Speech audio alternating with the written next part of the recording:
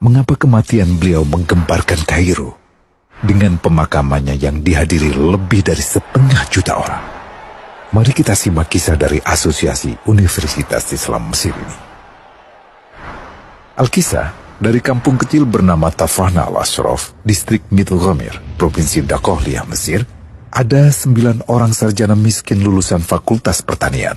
Lalu mereka pun sepakat membuat sebuah peternakan unggas, sembari mencari mitra ke-10. Namun mereka terbentur modal. Maka dengan sekuat tenaga mereka kumpulkan dari hasil menjual tanah, perhiasan istri, hingga meminjam.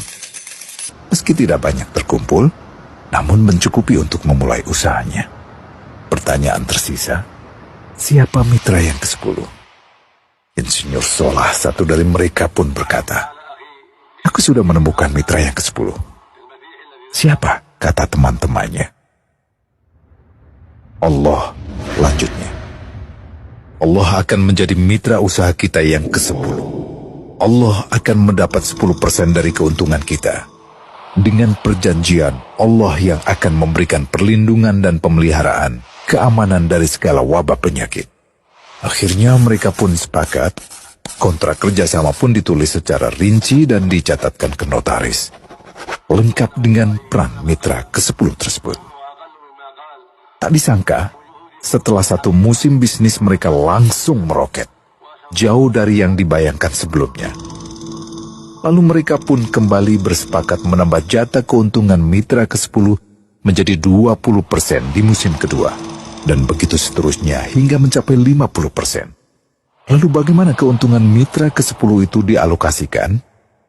Dimulai dengan membangun sekolah dasar Islam putra, lalu lanjut putri, kemudian sekolah menengah putra, kemudian putri. Tambah lagi madrasah aliyah putra, lalu putri. Tapi karena keuntungan terus membanjir, akhirnya dibentuklah Baitul Mal. Dan mereka pun mengajukan ke pemerintah untuk membangun universitas di kampung. Awalnya ditolak dengan alasan tiadanya akses bagi para mahasiswa. Tak berapa lama mereka pun mengajukan pembangunan universitas lengkap dengan stasiun kereta beserta jalurnya dengan biaya mandiri. Akhirnya permintaan ini disetujui. Dan pertama dalam sejarah Mesir, berdirilah sebuah universitas di perkampungan kecil. Semakin berkembang, dibangun pula fakultas kedua, ketiga, keempat hingga asrama putri dengan kapasitas 600 kamar. Lalu asrama putra dengan 1.000 kamar.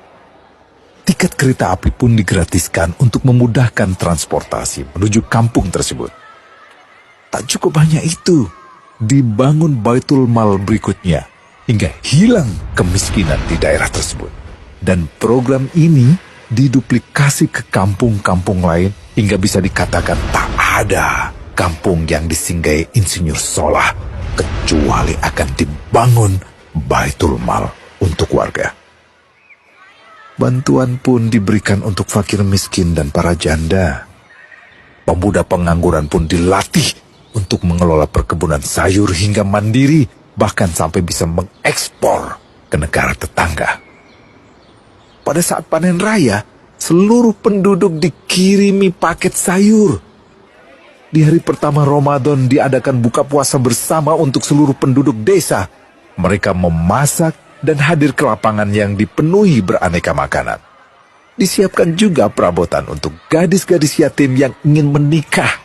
Dan ini semua merupakan sedikit dari banyaknya kebaikan yang dilakukan oleh Insinyur Solah. Hingga pada akhirnya disepakatilah keuntungan perusahaan 100% untuk Allah. Insinyur Solah yang awalnya adalah salah satu mitra usaha berubah menjadi karyawan Allah. Dia hanya menerima gaji, namun dia memberikan Tuhannya syarat agar membuatnya hanya butuh kepadanya dan hanya meminta kepadanya.